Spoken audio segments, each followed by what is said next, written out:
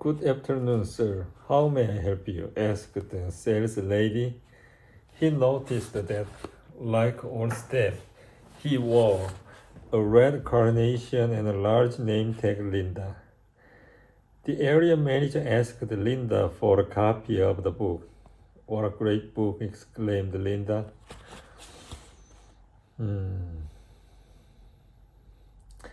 I'm reading it myself right now. Unfortunately, we are sold out until tomorrow.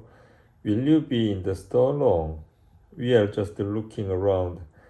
I expect we will be here 15 to 20 minutes, said the area manager, looking puzzled. That's plenty of time, said Linda. I know a store in the small that had some copies in the window when I passed it earlier. I'll have a copy here for you in 15 minutes. May I gift wrap it? As they left the counter, the area manager said to Charlie, I will admit I'm impressed, but I bet that book will cost me an arm and a leg by the time they buy it at retail and sell it to me, gift wrapped. You will pay what they pay. To the penny, said Charlie. No one undersells values. The gift wrapping is free. Looking around, the area manager noticed a large play area with supervisors to look after children. While parents shopped, area manager noticed a large play area with supervisors to look after children while parents shopped. Just then, Charlie announced, there's an escalator. The washrooms are on the second floor. That's our second stop. Looking around, the area manager noticed a large play area with supervisors to look after children while parents shopped. He obediently followed Charlie and soon found that inspection was the point of visit. Washrooms will always tell you if a company cares about customers. If a company cares about customers, Charlie proclaimed. Entering the men's washroom, the area manager came to a sudden halt, astonished by what he saw. The washroom was nicer than the locker room in his private club.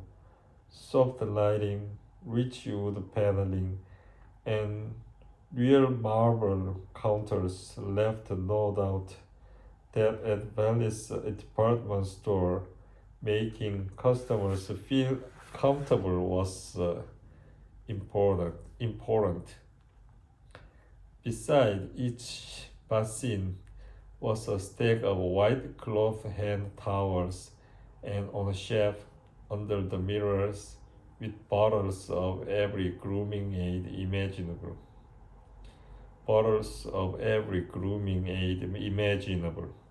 A man wearing a white coat was polishing the mirrors. The washroom was spotless.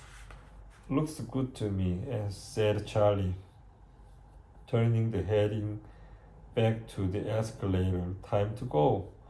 Don't want to be late. How can they afford to hand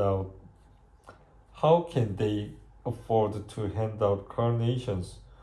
Go to other stores for books, look after kids, and have washrooms like that? Asked the area manager.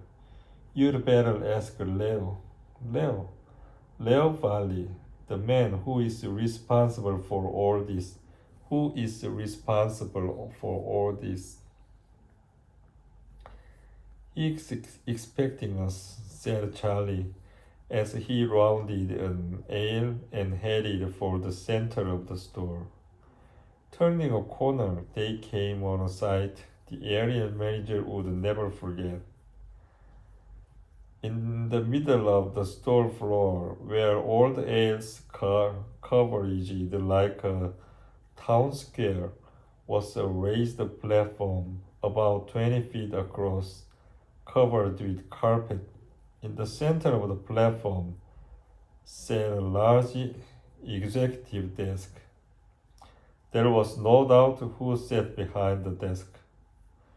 A large sign proclaimed Leo Valley. May I help you? Please come up and say hello. Turning a corner, they came on a sight the area manager would never forget. In the middle of the store floor, where all the aisles covered like a town square, was a raised platform about 20 feet across, covered with carpet. In the center of the platform sat a large executive desk. There was no doubt sat behind the desk. A large sign proclaimed, Leo Valley, may I help you? Please come up and say hello. Charlie, with an area manager close behind, walked right up to the desk. Ah, there you are, Charlie. Leo Valley said, looking up from his paper. And this must be the friend you were telling me about. This must be a friend you were telling me about.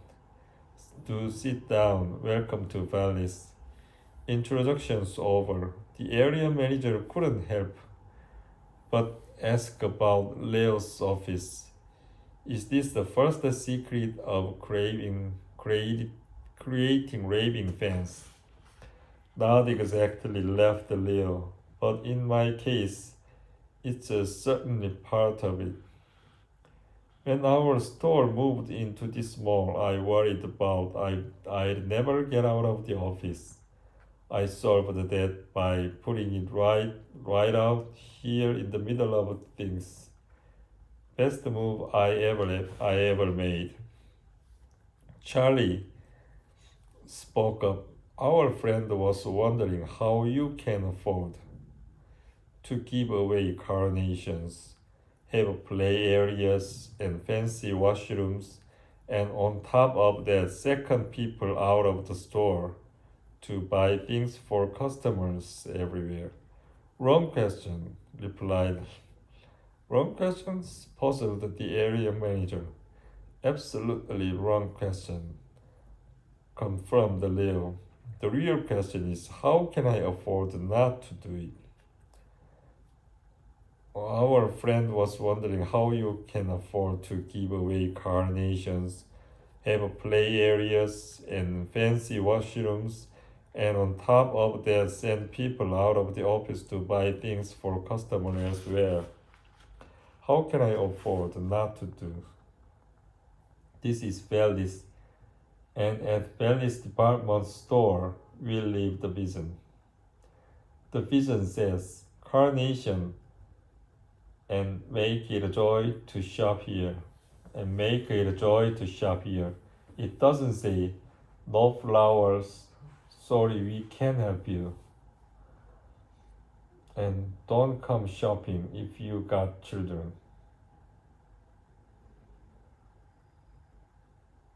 We live the vision. The vision says carnation and make it a joy to shop here. Glad to see you are sticking with the vision, said Charlie. Have to. It's what I want, replied Leo.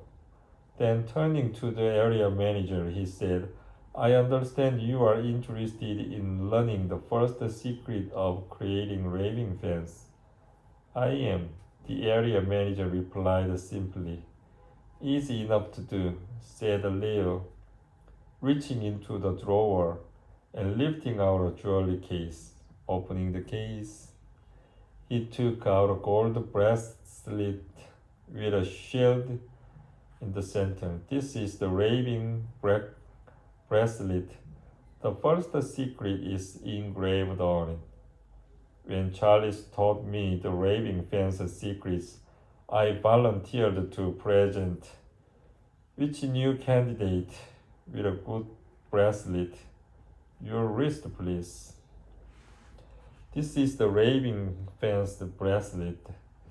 The first secret is engraved on it. When Charlie taught me the raving fan's secret, I volunteered to present each new candidate with a gold bracelet. Your wrist, please. The area manager stretched his arm out across the desk, and Leo snapped the bracelet in place. Leo, read what's engraved on the shield. Turning the shield up to catch the light of the area manager read, decide what you want.